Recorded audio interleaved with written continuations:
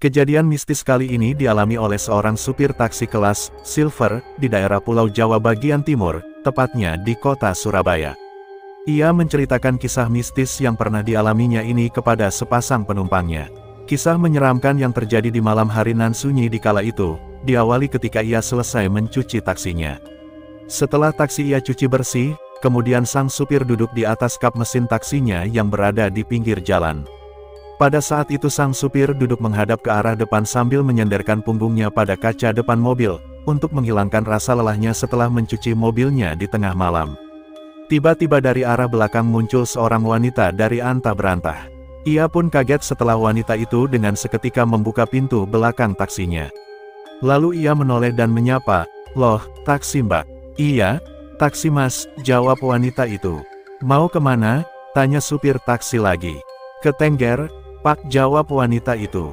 Perlu diketahui bahwa Tengger yang dimaksud bukan daerah pegunungan Tengger di Jawa Timur, melainkan Tengger adalah nama sebuah perumahan di daerah Manukan. Menurut sang supir, jarak dari lokasi tempat wanita itu mulai naik ke daerah Tengger hanya sekitar 4 km. Sang supir pun lalu menyanggupinya, kemudian wanita yang menggunakan baju hitam berlengan panjang dan rambut terurai sepinggang serta berparas cantik itu pun masuk ke dalam taksi. Mengingat daerah itu jarang dilewati mobil di kala malam, maka saat di dalam taksi, supir itu pun penasaran dan menanyakan, "Loh, mbak tadi kesini naik apa?" Wanita misterius yang sedang duduk persis di belakang supir itu pun hanya terdiam alias tak menjawab. Tak lama kemudian, supir taksi mulai mencium bau parfum yang sangat menyengat, bau bunga jelasnya. Begitu menyengatnya bau parfum yang ia cium, hingga supir taksi itu pun menyanyikan lagi kepada wanita yang selalu diam itu. "Parfum apa ini?" tanya sang supir taksi. Namun untuk kedua kalinya, wanita itu pun tak menjawab pertanyaan sang supir. Setelah beberapa waktu berselang, sampailah taksi itu di sebuah perumahan di daerah Tengger seperti yang dimaksud. Saat berada di depan rumahnya, kemudian wanita misterius itu membayar biaya taksinya dan keluar dari mobil. Sesuai prosedur taksi Silver, sang supir tak boleh meninggalkan konsumennya sebelum konsumen yang bersangkutan masuk ke dalam rumah. Setelah wanita misterius itu masuk ke dalam rumah yang berada di tengah perumahan itu, sang supir pun lalu menancap gas mobilnya lagi dan meninggalkan rumah penumpang yang aneh itu. Namun apa yang terjadi? Supir taksi itu hanya berputar-putar di jalanan yang berada di dalam perumahan itu. Ia tak dapat menemukan jalan keluar dari perumahan selama berjam-jam lamanya. Supir itu sangat bingung. "Loh, kok jalannya ini saja, dan berputar lagi dan lagi dan lagi," gumamnya dalam hati. Ia pun mulai curiga, "Wah, kayaknya ada yang ndak beres ini," keluhnya dalam hati. Lalu ia mulai mencopoti baju dan celananya di sebuah jalanan yang gelap hingga telanjang. Kemudian ia memakai kembali semua pakaiannya, namun kini dalam keadaan dibalik, yaitu sisi luar pakaian berada di sisi dalam, begitu pula celananya. Menurutnya, dengan cara itu bisa dianggap manjur agar tak terkena hal mistis yang mempengaruhinya. Tak berapa lama, akhirnya ia berhasil bertemu dengan seorang satpam. Lalu ia bertanya kepada satpam itu, "Pak, ini kalau mau ke arah Surabaya kemana?" "Oh, ini ke timur," jawab satpam itu. "Loh, ini daerah mana?" tanya sang supir lagi. "Ini Bundar, Lamongan," jawab satpam itu. "Loh," sang supir taksi Silver itu seketika kaget. Padahal daerah Tengger Manukan yang dimaksud oleh wanita itu tak jauh dari awal pertama ia mengantarkan wanita misterius itu. Sedangkan Bundar Lamongan jaraknya agak jauh karena harus memutar. Supir taksi itu pun bergumam lagi dalam hatinya, "Wah, berarti wanita tadi pasti orang gak beres itu." Namun ia masa bodoh dan terus menyetir taksi Silvernya melaju di jalanan yang sunyi, hingga tak lama kemudian bertemu dengan sebuah warung kopi, lalu ia mampir untuk menenangkan dirinya. Mobil taksi ia rapatkan ke bahu jalan dan parkir, lalu ia menyeberang jalan menuju ke sebuah warung kopi yang berada di seberangnya. Setelah memesan secangkir kopi dan menyeruputnya untuk menghilangkan rasa penat, bingung dan takutnya, sang penjual kopi tiba-tiba berkata, "Pak, taksimu iku ono wonge pak, kok sampeyan tinggal minum kopi?" "Pak, taksimu itu ada orangnya pak, kok Anda tinggal minum kopi?" "Enggak ada kok, tadi saya baru nurunin orang," jawab supir itu. Persis di sebelahnya seorang pembeli lain yang sedang makan nasi goreng juga mengungkapkan hal yang sama, "Iya pak, itu di dalam taksi ada orangnya."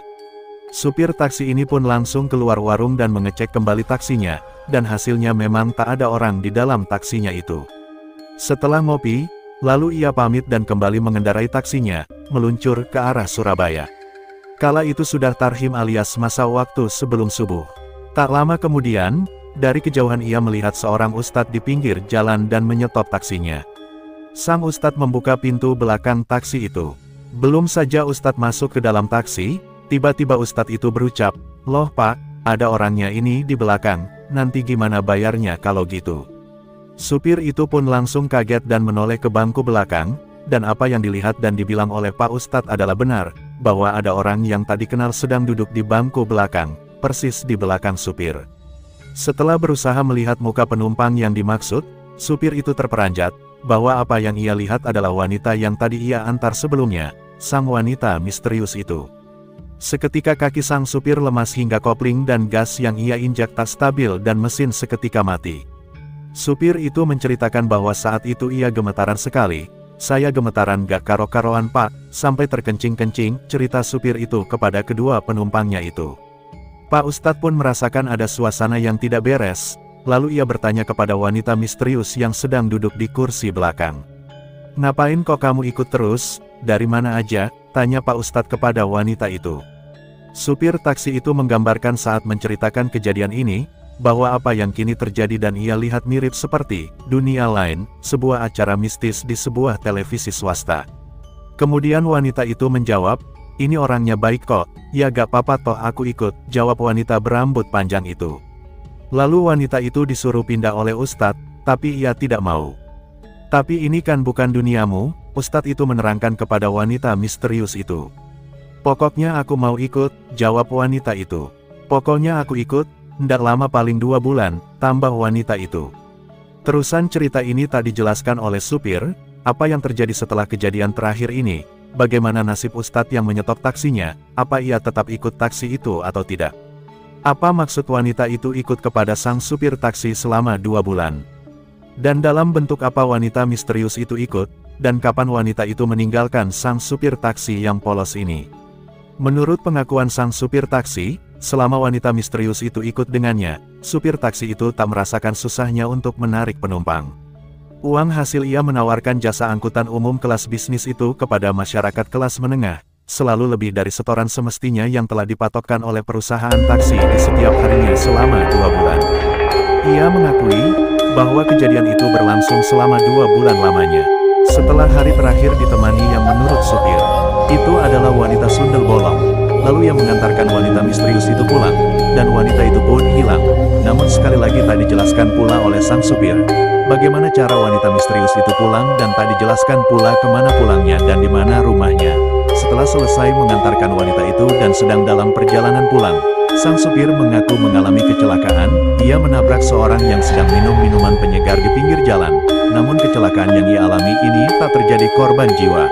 Dari pengalaman pertamanya pada saat mengantarkan wanita berambut panjang itu ke sebuah perumahan daerah Tengger, sang supir mengakui bahwa uang yang diberikan untuk membayar taksi adalah uang asli, dan muka wanita misterius itu dapat terlihat dengan jelas dan berwajah cantik.